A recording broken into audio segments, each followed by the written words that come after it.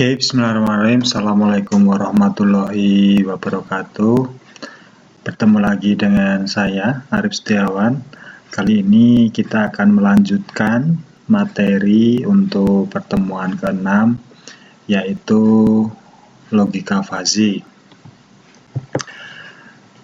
Materi ini sebenarnya agak susah kalau dijelaskan dengan model seperti ini, karena ini pure matematik. Jadi sebenarnya kita harus diskusi di kelas ya, dengan coret-coret, dengan contoh-contoh kasus. Cuman karena keadaan ya kita cobalah untuk membahas ini sedikit aja, minimal teman-teman mahasiswa bisa ngerti tentang logika fazi atau fazi logic ya, daripada tidak ada materi sama sekali. Oke, sebelumnya saya mau mengingatkan dulu kepada teman-teman mahasiswa, stay safe, tetap di rumah aja, misal terpaksa harus keluar, jangan lupa pakai masker, jangan lupa cuci tangan, tetap jaga jarak. Mari bersama-sama kita memutus rantai sebaran virus corona dengan stay at home. Semoga teman-teman mahasiswa tetap sehat, semoga nanti ada diskusi. Untuk absensi silahkan Anda komen di bawah. Oke.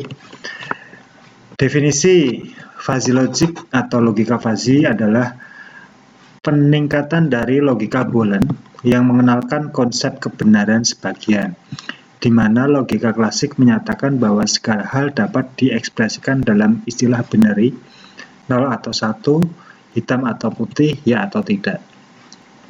Logika fazi menggantikan kebenaran Boolean dengan tingkat kebenaran. Fazi logic memungkinkan nilai keanggotaan antara 0 dan 1, tingkat keabuan, dan juga hitam dan putih. Dalam bentuk linguistik, konsep tidak pasti seperti sedikit, lumayan, dan sangat. Dia berhubungan dengan set fazi dan teori kemungkinan.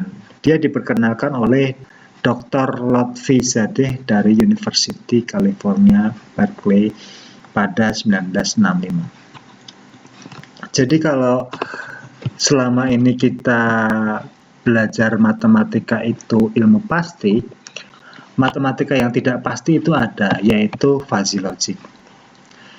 Kalau dulu kita belajar ilmu tegas, 0-1, hitam atau putih, ya atau tidak, ini logika Boolean ya.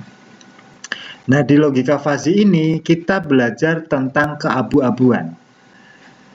Di antara hitam dan putih itu ada keabu-abuan, atau dalam bentuk linguistik kita bicara sedikit, lumayan, dan sangat. Jadi contohnya, misal jarak antara kampus ke alun-alun. Itu misal saya tanya ke mahasiswa, itu nanti pasti jawabannya beda-beda. Bagaimana jarak kampus ke alun-alun? Ada yang menjawab agak jauh, ada yang menjawab sangat jauh, ada yang menjawab agak dekat, ada yang menjawab lumayan dekat. Nah, itu apa? Itu adalah implementasi dari fazi logic.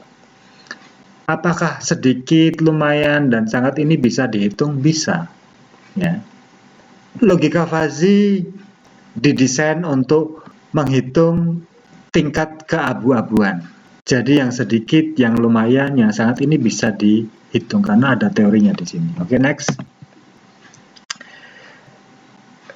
Pada himpunan tegas atau crisp, nilai keanggotaan suatu item X adalah himpunan A, ditulis mu AX, memiliki dua kemungkinan. 1 artinya X adalah anggota A, 0 artinya X bukan anggota A. Contoh di sini. Semesta 1, 2, 3, 4, 5, 6 adalah semesta pembicaraan. Anggota A 1, 2, 3. Anggota B 3, 4, 5. Jadi nilai keanggotaan 2 pada mu A 2 sama dengan 1. Kenapa? Karena 2 anggota A. Nilai keanggotaan 2 pada A, itu jumlahnya berapa? Jumlahnya 1. 1 karena 2 anggota A. Selanjutnya, nilai keanggotaan 4 di sini pada mu A sama dengan 0. Kenapa? Karena 4 ini bukan anggota A, melainkan anggota B. Maka 4 bukan anggota A. Next. Contoh 2. Jika suhu lebih tinggi atau sama dengan 80 derajat Fahrenheit, maka suhu disebut panas. Sebaliknya disebut tidak panas. Nah, ini ada contoh kasus suhu. Kita lihat grafiknya. Di atas 80 derajat hot. Selain itu tidak hot. 100 derajat Fahrenheit panas. 80,1 panas. 79,9 tidak panas. 50 derajat tidak panas. Nah, ini kalau secara grafik benar. Ya, karena 80,1 itu di sini dia masuknya ke kategori panas. 79,9 di sini dia masuknya ke kategori tidak panas. Tapi kalau di dunia nyata ini nggak bisa terjadi. Kenapa? Karena kalau kita anggap aja air kalau derajatnya 80,1 dan 79,9, ini kita masukin tangan kita, itu panasnya hampir sama. Ya. Panasnya hampir sama. Kalau 100 dengan 50, oke lah, posisinya di sini dan di sini. Di sini ya. Ini mungkin panasnya beda, tapi kalau ini selisih 0,1 ya, 80,1 dan 79,9 selisihnya 0,2. Ini kalau kita ukur dengan tangan itu panasnya hampir sama. Kalau secara grafik memang beda ya. Nah, terkadang konsep himpunan tegas hanya bisa diimplementasikan pada hitungan aritmatik, tetapi kurang pas jika dialokasikan ke kehidupan sehari-hari. Contoh yang paling sering kita temui ketika dosen merekap nilai mahasiswa. Itu nilai mahasiswa 85, itu masuknya nilai A. Total ya, nilai total setelah mid, UAS, tugas, kuis, absensi di total semua dan mahasiswa mendapatkan rata-rata 85, itu masuknya A sampai 100. Untuk 75 sampai 85 masuknya AB. Nah, sekarang kondisinya seperti ini. Mahasiswa yang mendapatkan poin 85,1 dia masuknya A. Tapi ada juga mahasiswa yang mendapatkan rata-rata 84,9. Ini cuma selisih 0,2. Mahasiswa tersebut masuknya nilai AB. Ketika mahasiswa menerima nilai itu, oh saya dapat AB, oh saya dapat A. Ya. Cuman secara hitungan di sini yang satu mendapatkan 85,1, yang satu mendapatkan 84,9. Nah, ini selisihnya cuma 0,2. Sebenarnya nggak fair juga model seperti ini. Karena sebenarnya kemampuan dua mahasiswa ini hampir sama.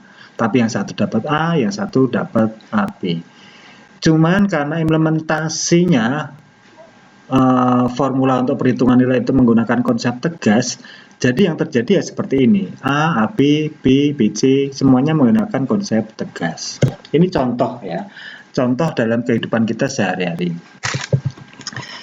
Penjelasan selanjutnya, if suhu lebih besar 80 derajat panas, if suhu lebih kecil 80 derajat Fahrenheit tidak panas. Fungsi keanggotaan dari himpunan tegas gagal membedakan antara anggota pada himpunan yang sama. Ada problem-problem yang terlalu kompleks untuk didefinisikan secara tepat. Next. Nah, ini contoh lagi. Misal, variabel umur dibagi menjadi 3.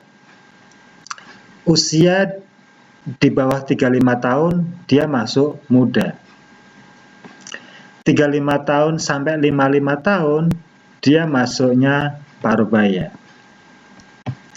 Umur di atas 55 tahun, dia masuknya tua. Oke, sekian dulu kuliah Artificial Intelligence kali ini. Jika ada pertanyaan, silahkan Anda komen di bawah. Untuk absensi, silahkan Anda komen di bawah. Stay safe, jaga kesehatan. Tidak usah kemana-mana, belajar di rumah aja. Selamat menunaikan ibadah puasa bagi yang menjalankan. Sekian kuliah dari saya. Wabillahi taufik walhidayah. Wassalamualaikum warahmatullahi wabarakatuh.